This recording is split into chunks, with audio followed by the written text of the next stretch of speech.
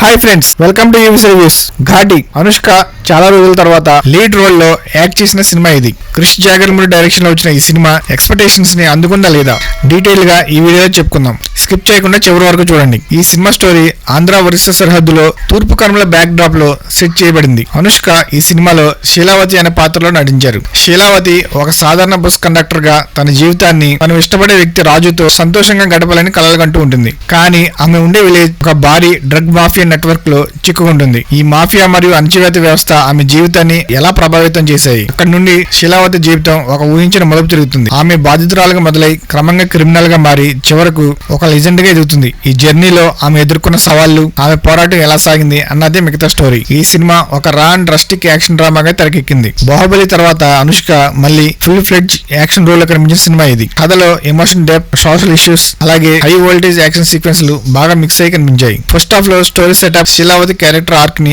బాగా ఎస్టాబ్లిష్ చేశారు. Second half లో యాక్షన్ అలాగే రివెంజ్ డ్రామా ఆడియన్స్ ని థ్రిల్ చేస్తాయి. కానీ కొన్ని సీన్స్ బాగా డ్రాగ్ అయినట్టు కూడా అనిపించాయి. క్రిష్ జాగర్మూడి డైరెక్షన్ లో rural elements, mafia network detailing బాగా చూపించారు. సినిమా సోషల్ ఇష్యూ అయిన డ్రగ్ ట్రేడ్ ని సీరియస్ గా హ్యాండిల్ చేసిందని చెప్పాలి. అయితే బడ్జెట్ కారణంగానూ ఏమో గానీ కొన్ని టెక్నికల్ లిమిటేషన్స్ స్క్రీన్ మీద కనిపించాయి. ఈ సినిమాకి మెయిన్ హైలైట్ అంటే అనుష్క గారని చెప్పాలి. శీలావతి పాత్రలో ఆమె బాగా నటించారు. మామూలు అమ్మాయి నుండి రివెంజ్ ఫుల్ పవర్ హౌస్ గా మరి జర్నీ అద్భుతంగా చూపించారు క్రిష్ గారు. డైరెక్టర్ క్రిష్ అనుష్కకి బాహుబలి, అరుంధతి రేంజ్ లో మరో ఐకానిక్ రోల్ ఇచ్చారని చెప్పాలి. విక్రమ్ ప్రభు డిసి రాజు క్యారెక్టర్ లో తన తెలుగు డెబ్యూలో డీసెంట్ పర్ఫార్మెన్స్ ఇచ్చారు. అనుష్క గారితో ఆయన కెమిస్ట్రీ కూడా బాగానే వర్కౌట్ అయింది. జగపతి బాబు, చైతన్యరావు, రవీంద్ర విజయ్ సపోర్టింగ్ క్యాస్ట్ కూడా తమ పాత్రలో బాగానే ఇంప్రెసివ్ గా అనిపించింది. చైతన్య ఈ సినిమాలో విలన్ గా బాగా నటించారని చెప్పాలి. తూర్పు కనుమల బ్యాక్ డ్రాప్ ని, రూరల్ వైబ్ ని సినిమాలో బాగా క్యాప్చర్ చేశారు. మనోజ్ గారి సినిమాటోగ్రఫీ చాలా బాగుంది. ఒరిస్సా బ్యాక్ డ్రాప్ లో ఈస్టర్న్ ఘాట్స్ బ్యూటీని, రా విజువల్స్ ని చాలా బాగా చూపించారు స్క్రీన్ మీద.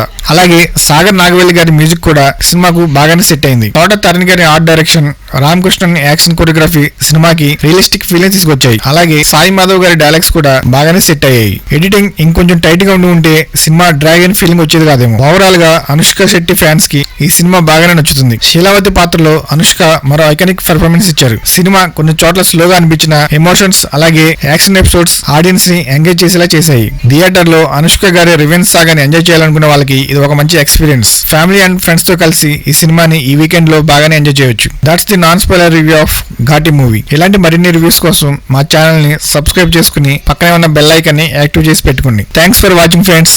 జై హింద్.